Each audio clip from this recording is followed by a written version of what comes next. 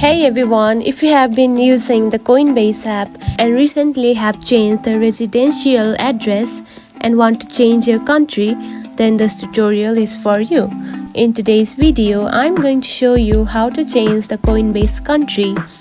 So let's get started. First of all, find the Coinbase app on your home screen. Now open it. After opening the app, tap onto the three dot lines at the top left corner just right here.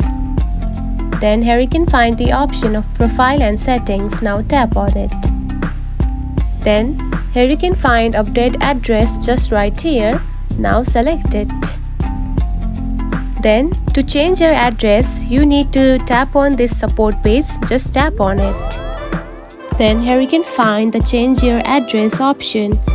Now to change your country, tap onto the globe-like option just right here at the top right corner.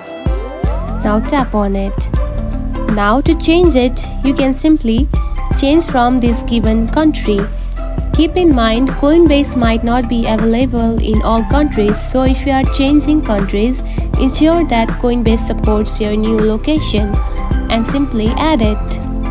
And that's it. This is how you can change country on the Coinbase app. If you found this video helpful, don't forget to like and subscribe for more tips. Thanks for watching.